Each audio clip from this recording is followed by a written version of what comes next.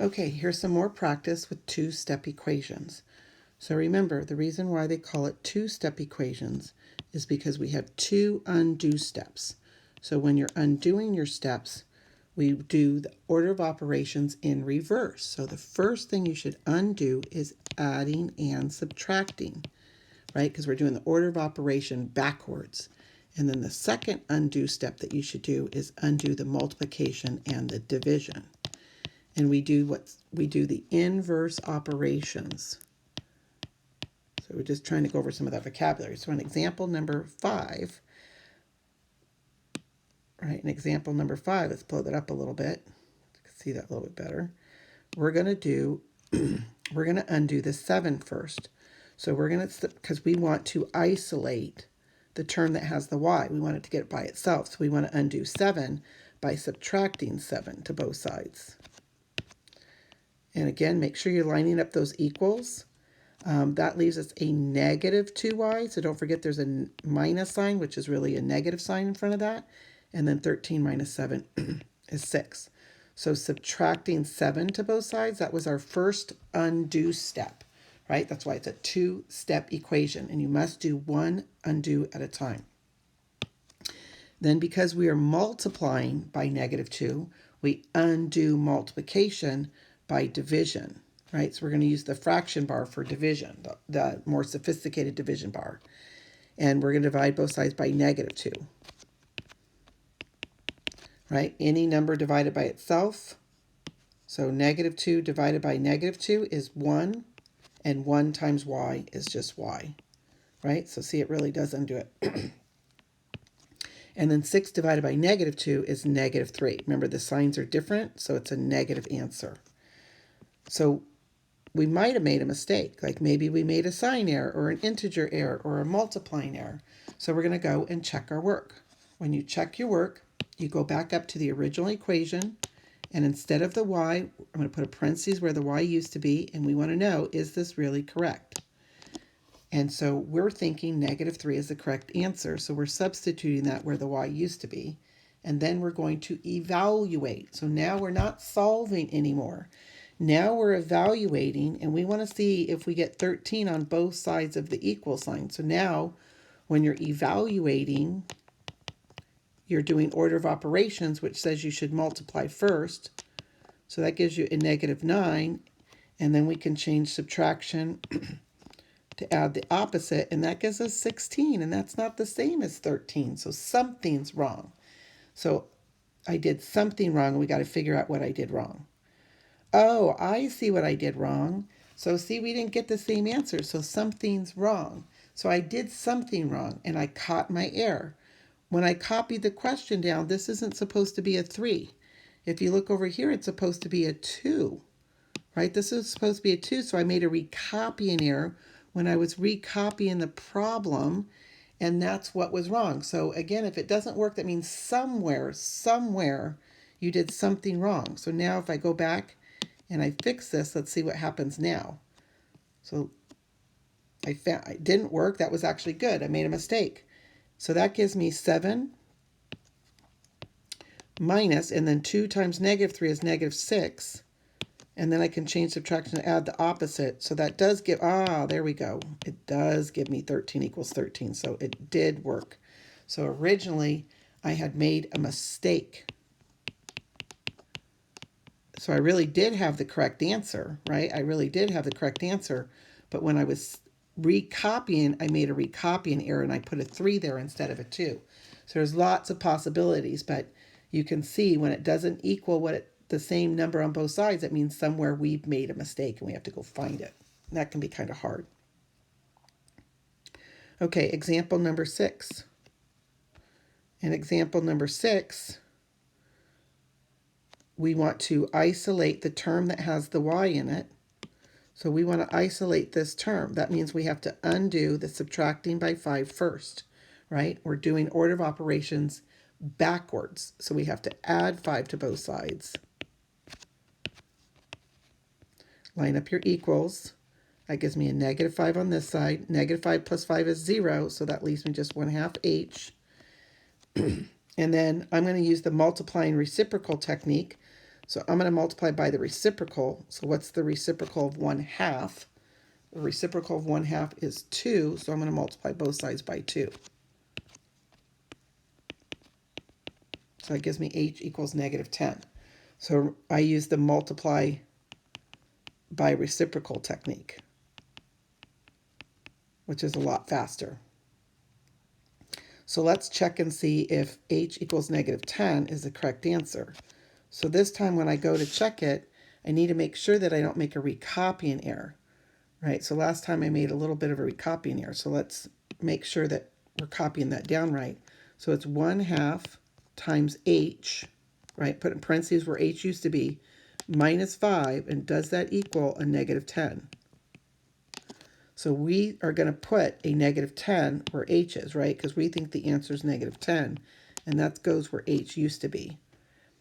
And then we're going to do order of operations because now we're evaluating. So 1/2 times -10 is -5, and then -5 minus 5 is -10, and see, we have -10 on both sides, right? So that means we didn't make a mistake, and we actually, that h equals -10 does make the sentence true, because we're looking for what number would make the sentence true, and it works. So it made the sentence true, so h equals -10 is the answer. One step at a time. Let's look at number 7. We want to isolate the term that has the x in it. So that means we need to undo 12 by subtracting 12 to both sides. Remember, you have to show the work to both sides. Line up your equals. Positive 12 minus 12 is 0, and that leaves you a negative x. And if you want to, you can emphasize that that really means a 1 is in front of that. And then 2 minus 12 is a -10.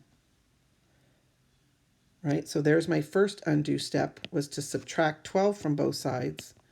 And then my second undo step is to divide both sides by a -1. And a negative divided by a negative is a positive. So dividing by a -1 is my second undo step. Right? That's why they call them two-step equations. Now let's check our answer and see how we did. So we're going to go back to the original equation, making sure we copy it down correctly. So we've got 12 minus, and then that's where x used to be. And then I like to put a question mark above the equal saying, does it really equal that?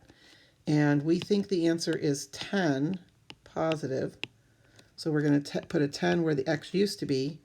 And then we do order of operations. 12 minus 2 is 2. And so we have 2 on both sides.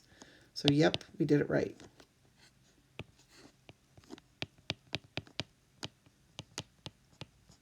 So we know that this is indeed the correct answer, and we didn't make any mistakes. Okay, let's look at the next one. So remember, you could pause this video and practice doing the whole thing yourself. Right? You can pause the video and then come back and see how you did. So we are trying to isolate the term that has the variable. We want to get it by itself, alone. So we have to undo the adding 8 first. When we're doing algebra and we're doing the order of operations backwards. So we're undoing the adding by subtracting, and then we'll undo, right, because that's 0.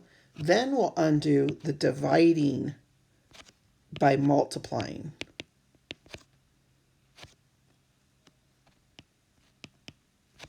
Right? So first we undid by subtracting 8 to both sides, and then we multiplied both sides by a -3. So we did the reverse order of operations backwards. So that gives us 30 equals x. So let's see if our answer is right. So let's check. So we have -2 question mark. Does that equal? And then we had x divided by -3 plus 8. And we think that should be 30. And then we have to do order of operations. So remember, this is just a regular division problem. So what's 30 divided by negative 3? That is negative 10, and then negative 10 plus 8 is negative 2. See, we really do have the same answer on both sides of the equation. So that means we did it correctly, and that means this answer is correct. It made a true sentence when we plugged it in. And then let's look at number 6. So remember, you can pause the video and try doing it yourself real quick and then come back and see how you did. So we want to isolate the term that has the variable. Notice the variable's on the right-hand side of the equal sign. We have to undo the addings and subtracting first, so we're going to undo subtracting 1 by adding 1 to both sides. So 6 plus 1 is 7. Negative 1 plus 1 is 0, and 0 plus anything is just that thing. And then we're going to move my equal sign a little bit. And then we're going to use the technique of multiplying by the reciprocal. So what's the reciprocal of 3/4? It'd be 4 over 3. So we have to multiply both sides by 4 over 3. Because whatever you do to one side, you have to do the other. So when you multiply reciprocals, you always get 1x. And 1 times x is just x.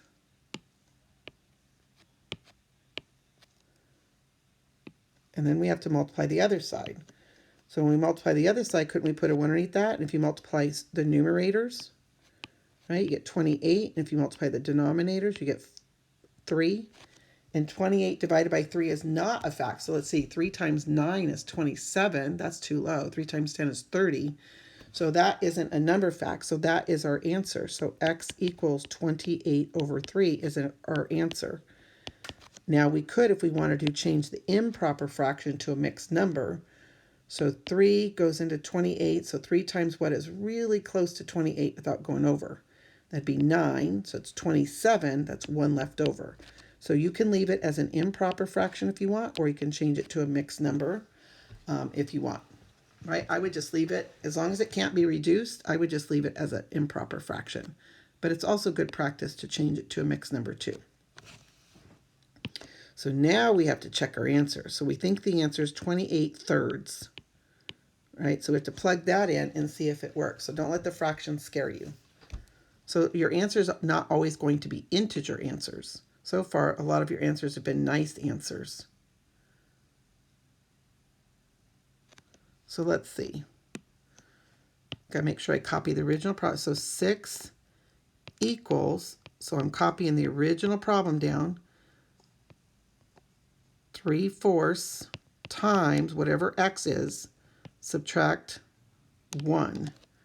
And we think the answer is 28 over 3. And so we have to check that to see if it actually works. So when you're multiplying fractions, they may be off to the side of our paper. We take 3/4, so I call this, it's scratch work, right? And can't we do cross canceling where we say 3 goes into 3 once, 3 goes into 3 once, save us some time. And 4 goes into 4 once, and 4 goes into 28 7 times. And then when you multiply it straight across, 1 times 7 is 7, 1 times 1 is 1. So that gives us 7 when you actually multiply those two. So off to the side of the paper, I did the little fractions, right, off to the side of the paper. So it didn't get so messy in here. And then 7 take away 1 is 6. So we did it. It really did give us the same answer. So that means x equals 28/3 works and was the correct answer.